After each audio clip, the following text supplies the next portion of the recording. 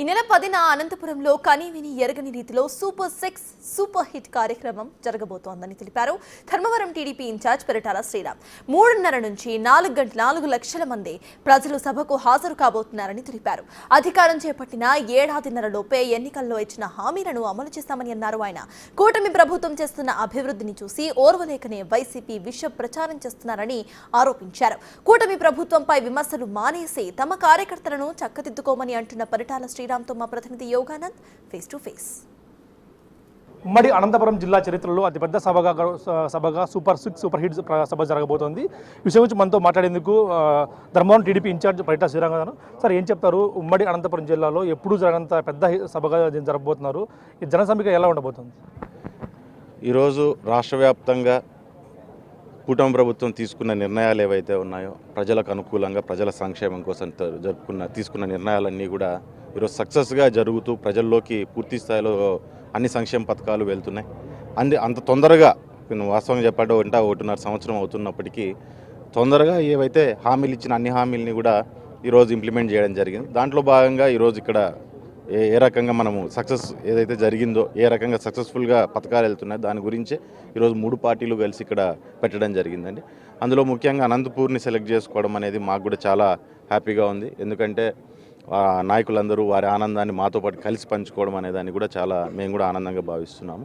మరి దాంతోపాటు దగ్గర 3.5 నుంచి 4 లక్షల పైగా జనాలను మేము ఇక్కడ ఎక్స్పెక్ట్ చేయడం జరుగుతుంది. వాస్తవంగా దానికి తగ్గట్టుగానే ప్లేస్ను కూడా మేము చూడడము, అకామిడేషన్ ఆ రకంగా ఉండేటట్టుగా చూస్తున్నాము. ఈరోజు పార్కింగ్కి కావచ్చు, లేకుంటే ఇక్కడ మీటింగ్ స్థలం కావచ్చు, ఇవన్నిటిని కూడా ఆల్రెడీ పరిశీలించడం జరిగింది. లోకల్గా ఉన్న ఎమ్మెల్యే గారు కావచ్చు, మొత్తం అందరు నాయకులందరూ కలిసి.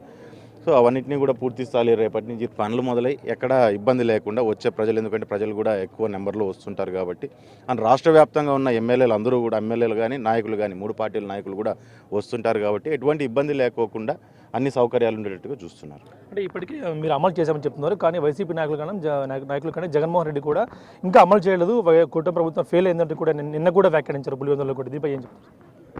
అపోజిషన్ కదండి, మామూలు మాట్లాడుతూ అంటారు. ఎందుకంటే పాపం ఆయన 3-4 ఏళ్ల వరకు కూడా పథకాలు లాక్కుంటూ వెళ్ళారు. కానీ ఇంత తొందరగా ఈ రాష్ట్రాన్ని వాళ్ళు వదిలి వెళ్ళిపోయిన పరిస్థితుల్లో, ఎటువంటి పరిస్థితుల్లో పూర్తి స్థాయిలో ఇబ్బంది పెట్టేసి, పూర్తి స్థాయిలో ఒక అరాచక పాలనతో రాష్ట్రాన్ని అట్టడుగు స్థానానికి తీసుకొని పోయి, ఇటువంటి పరిస్థితుల్లో ఇంకా చంద్రబాబు నాయుడు గారు కానీ కూటమి ప్రభుత్వం కానీ ఎక్కడ నెగ్గుతుందిలే అనే ఆలోచనలో కూడా వాళ్ళు ఉన్నారు. కానీ ఒక్కసారిగా అనూహ్యంగా రాష్ట్ర ప్రభుత్వం అనేది అంత ఫాస్ట్గా బౌన్స్ బ్యాక్ అవ్వడం అనే దాన్ని జీర్ణించుకోలేని పరిస్థితి వైఎస్ఆర్ నాయకుల్లో చాలా వరకు ఉంది. అందులో జగన్మోహన్ రెడ్డిలో ఎక్కువగా ఉంటుంది. ఎందుకంటే నాయకుల కంటే ఎక్కువగా జగన్మోహన్ రెడ్డి రాష్ట్రాన్ని ఎక్కువ నలిపేసిన పరిస్థితి అనేది ఉంది. కాబట్టి ఆబ్వియస్లీ ఆయనలో అక్కస్ అనేది ఏ రకంగానో ఏదో రకంగా రావాలి. అపోజిషన్ నాయకుడు కాబట్టి ఏదో ఒకటి మాట్లాడాలి. ఇక్కడ మంచి జరిగిందా చెడు జరిగిందా అనేది పక్కన పెడితే ఏదో ఒకటి మాట్లాడే విధానం అనేది మన గతంలో ఈ 6 నెలల నుంచి ఆయన కొంచెం బయటకు వస్తున్నాడు.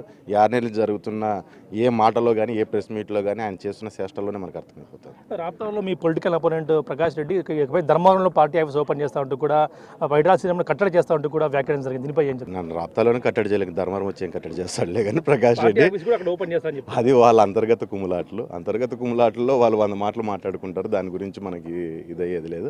నన్ను ఈడ కట్టడి చేయలేరు, ఆడ కట్టడి ఎక్కడ కట్టడి చేయలేరు. ఏ వైఎస్ఆర్ నాయకుడు వచ్చి నన్ను ఏం కట్టడి చేయలేడు.